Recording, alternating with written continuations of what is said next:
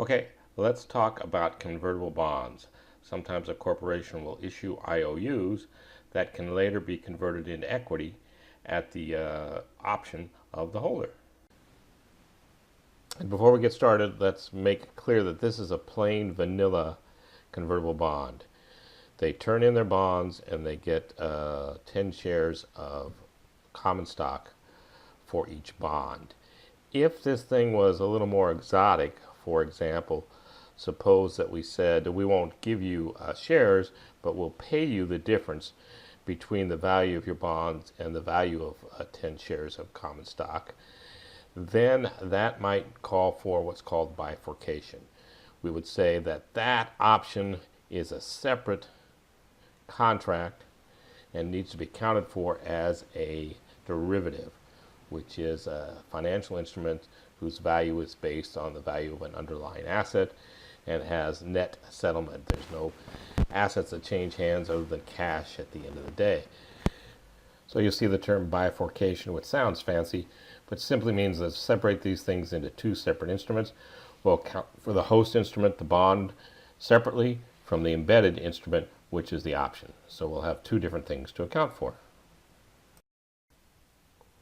But that's not the kind of complicated transaction we're talking about here.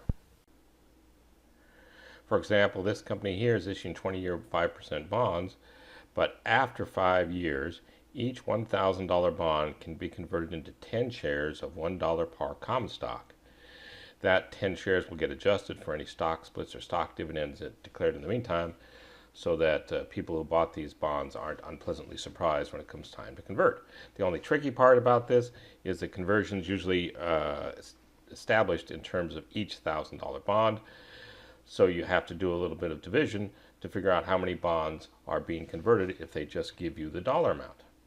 All right, so why would somebody buy a convertible bond?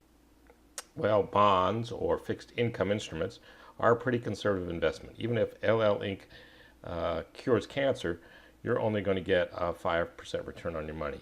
Maybe interest rates go down and bond prices go up, but let's see how big a gain you have.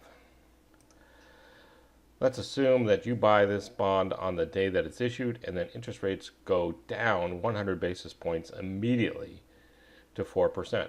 How much is your bond worth then? We'll hit second FV to clear the time value menu.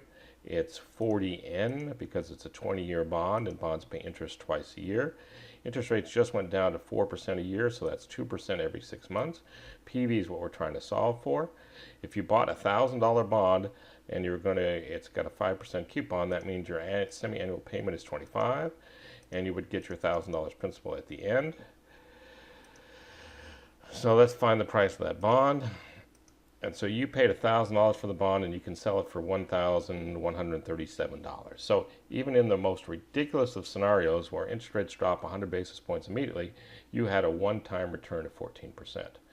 And you don't own that bond anymore, so you're not going to collect that 5%.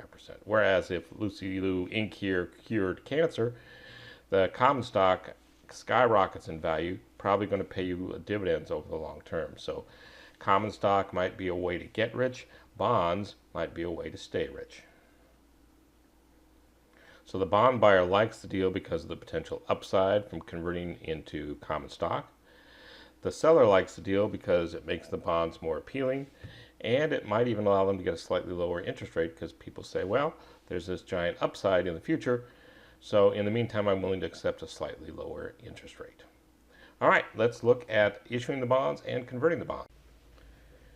So when we issue the bonds, just like any other bonds, debit cash, credit bonds payable. The only new thing is we have this word convertible in front of it to remind ourselves that these bonds can be converted into common shares. And let's assume 5 years go by. We pay interest in the meantime. We pay interest to the date of conversion. And all our bondholders convert. So why would they convert? Well, they've got a bond that's worth more or less $1,000. If they can convert to 10 shares of stock that are worth $1,000 or more, then they'll probably convert. So if the stock's trading at $50, they wouldn't trade their $1,000 bond for $500 worth of stock. But if the stock's trading at $100 or more, they will probably convert their bonds into common shares. And so we'll take that debt off our books with a debit. Now the only tricky part is, what do the credits look like? Well, if each $1,000 bond can be converted into 10 shares, and there were $1 million worth of bonds issued, $1 million worth of bonds divided by $1,000 per bond means there were 1,000 bonds issued. 1,000 bonds times 10 shares means that we issued 10,000 shares when they converted their bonds. Since the par value of the stock is $1 a share, that means we credit common stock for 10,000 and credit additional paid-in capital common stock for the balance to make that journal entry balance. Let's do that arithmetic one last time. If we issued $1 million worth of bonds and each bond had a face amount of $1,000, $1 million divided by $1,000 per bond means we must have issued 1,000 bonds. Each of those bonds gets converted into 10 shares.